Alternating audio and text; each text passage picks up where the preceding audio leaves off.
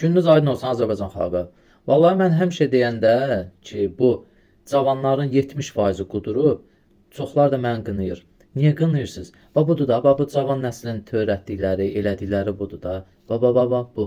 Gələcəyin anaları. Bunlardan nə ana olacaq? Bunlardan nə bilim nə ailə idarə edən bir qadın olacaq. Bu cür formalaşmaqda səbəb nədir? Ay valideynlər, səslənirəm sizə. Səbəb nədir? Qızlarınızı bu cür formalaşdırırsınız da, bu cür tərbiyəsi ilə məşğul olmursunuz. Nədir məqsədiniz? Başınız çox qarışıqdır. Nəyə qarışıqdır axı? Sosial şəbəkələrə qarışıqdır, yoxsa digər maraqlara qarışıqdır? Nədir ki? Söhbət atalarına, analarına, əgər ataları varsa. Çox vaxt ataları qınamıram. Yəni ailə dağılır, ata üz döndərir və yaxud da küsür gedir, incir gedir, həyatından bezir, çıxır gedir. Uşaqlar da belə başsız qalır. Sözüm əsas o analaradır. Biz görmüşük ki, qız uşağı anasından tərbiyə alır, atasından ehtiyat edirlər, anasından tərbiyə alır. Budur, ay xanımlar. Mənə bir şey maraqlıdır ki, bu cavan nəsli qınayırıq da, bəzilərini də. Təbii ki, hamısına şamil deyil. Bu köhnə nəslin nümayəndələridir də, bunların anaları. Bunlar hara baxır ki, bunlar yəni o dövrü yaşamışıq da, o mədəni, yəni böyüyə, kiçiyə hörmət, ölüyə, diriyə hörmət, yəni o dövrü yaşamışıq da.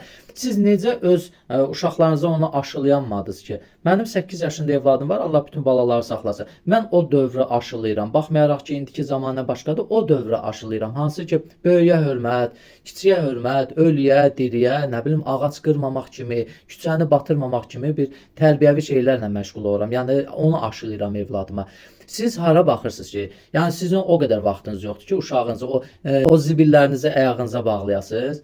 Bu nə da? Buna hörmətsizlikdir. Ölü dirilər qaldı. İndi krişalarda hoqqalar qutardı. Məktəblərdə hoqqalar qutardı. Tində bucaqda hoqqalar qutardı. İndi də getmişsiniz ölülərə hörmətsizlik eləyib orada hoqqa verməyə. Bir də sözüm bu ölüdən pul qazananlar, meyitdən pul qazananlardır.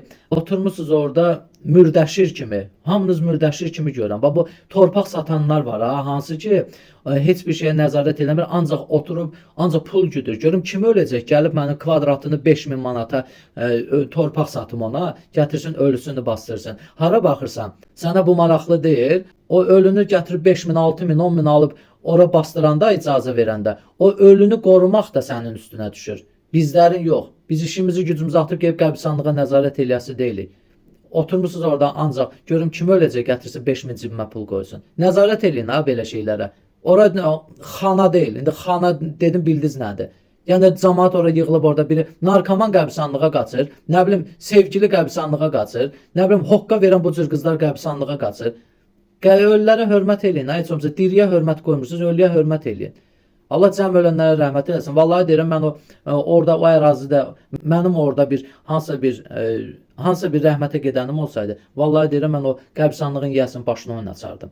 Allah xalqımızı, dövlətimizi görsün. Valideynlər, uşaqlarınıza nəzarət eləyin. Sizin o qudurmuş uşaqlarınıza görə digər uşaqlar və yaxud da hansısa bir cəmiyyət pozulası deyil. Allah xalqımızı, dövlətimizi qorusun.